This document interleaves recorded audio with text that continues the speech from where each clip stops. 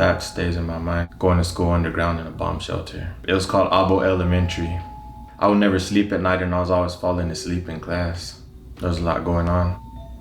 My mother and father, they grew up in a crazy life over there in Odessa. They moved me over here in Artesia, New Mexico, because my dad got a job in the oil rigs and they had like hopes. Maybe it'll be a brand new start for me over here and I'll grow up better or whatever, but it didn't turn out like that neither. I still ended up getting involved in the gang life and all of that stuff that comes with it.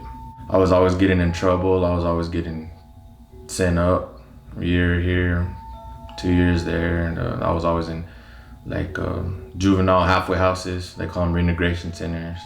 I spent a good part of my adolescent life in and out of correctional facilities. Being a juvenile, you know what I mean, locked up back then, that was fun and games. Whenever you get to prison, it's not really fun and games no more.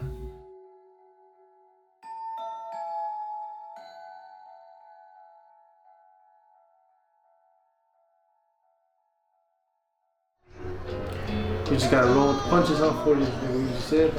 Yeah, we threw some punches. And so now he was supposed to address the old motor school than me. I'm more like jersey, more upgraded a little bit. I am with the new Jordans. Yeah, I am with the That's new me. stuff.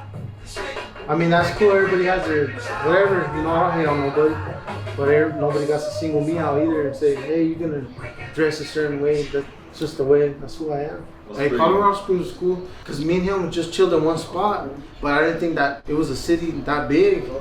Yeah, I went over there and I actually drove and I took out my family, and it was a good sized city. But I love that, man. If I could live over there, shit, I would.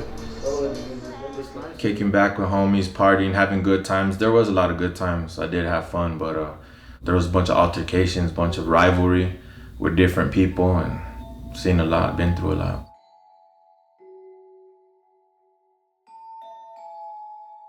Whenever it's happening, I guess sometimes to me it's like a movie. Best way I could explain it, like it's kind of unreal. Pistols, like handguns, I know what that sounds like passing by my head. A handgun, you know what I mean? A pistol, it kind of makes like a hissing, like a AK-47 bullets, they'll tumble sometimes and they'll make like a buzzing. I've heard buckshot flying past by my head. If you're by something trying to take cover, it'll be hitting in chunks of whatever's flying off, hitting you in the face. The first time I ever went to a bar, I had a fake ID.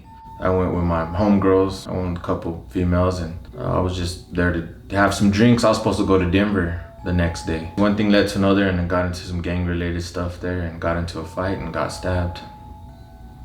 I almost died. I remember I was just bleeding out and asking the paramedics, hey, you think I'm gonna make it? And they're like, we don't know. So it was just a crazy feeling. It was just an unsure, uneasy feeling. I thought maybe I might make it, maybe I might not. I said a little prayer.